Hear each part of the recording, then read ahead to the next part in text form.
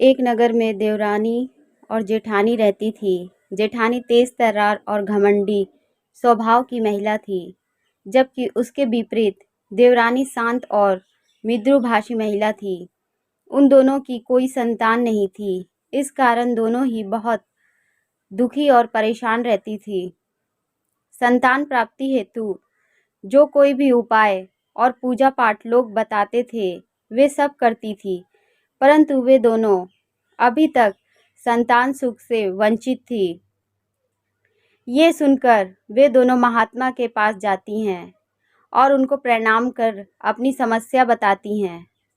उनकी समस्या सुनकर महात्मा जी कहते हैं, तुम्हारी समस्या का उपाय तो है, पर बहुत कठिन है। कर सकोगी तुम दोनों? जी महात्मा जी, उपाय कितना ही कठिन क्यों ना हो, हम दोनों उसे जरूर पूरा करेंगी। बस आप उपाय बताइए। महात्मा की बात सुनकर दोनों एक साथ बोल उठी।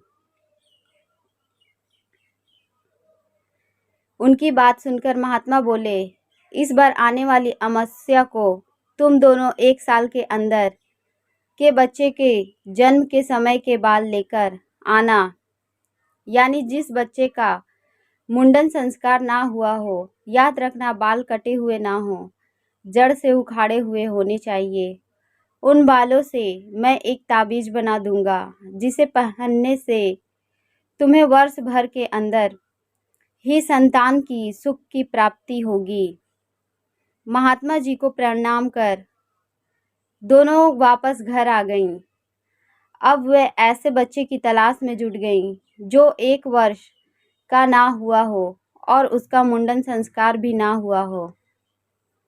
सौभाग्य से उन्हें एक बच्चे का पता चल गया, जो खेत में काम करने वाली महिला का था। अमावस्या का दिन आया तो दोनों खेत जा पहुंची और वहीं बैठकर इंतजार करने लगी कि महिला बच्चे के पास से हटे तो वह बच्चे के बाल ले सके। तभी महिला ने बच्चे को दूध पिलाकर चटाई पर लिटा दिया और उसके पास अपनी बड़ी बेटी को बैठाकर खेत में काम करने चली गई। जब दोनों ने देखा कि महिला चली गई है, तो वे बच्चे के पास आई और लड़की को कहा, जाओ खेत में, तुम्हें तुम्हारी माँ बुला रही है, तब तक हम बच्चे का ख्याल रखेंगे। लड़की चली गई। उसके जाते ही जेठानी ने जल्दी से बच्चे के बाल मुट्ठी में पकड़कर नोच लिए, जिससे बच्चा तड़प उठा और बहुत जोर जोर से रोने लगा। उस दूध मुहे बच्चे का करुण रुदान सुनकर देवरानी के आंसू आ गए। वह उसे गोद में उठाकर सिर को सहलाने लगी।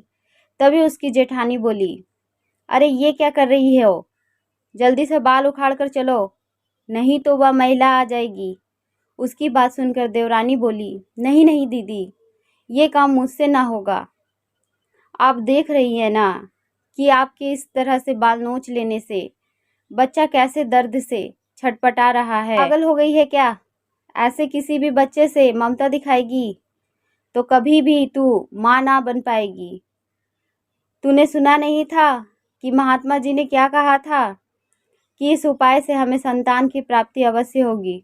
जेठानी ने कहा, नहीं दीदी, भले ही मुझे संतान प्राप्ति हो ना हो, पर मैं किसी भी बच्चे के साथ ऐसा नहीं कर सकती। देवरानी ने उत्तर दिया, हूँ, जैसी तुम्हारी मर्जी, कहकर उसकी जेठानी चली गई। इधर देवरानी बच्चे को चुप कराकर महिला के आने पर उसे सौंप कर घर आई। शाम होने पर दोनों महात्मा के पास पहुंची और प्रणाम किया। महात्मा ने दोनों से पूछा, क्या तुम दोनों बालक के बाल लेकर आई हो? यह सुनकर जेठानी ने तुरंत अपने हाथ आगे किए और बोली, जी महात्मा जी, आपके कहे अनुसार मैं बालक के बाल ले आई हूँ। फिर महात्मा ने देवरानी से पूछा तो वह बोली, मुझसे यह काम ना हो सका। मैं अपने स्वार्थ के लिए किसी अबोध बालक के बाल नहीं उखाड़ सकती।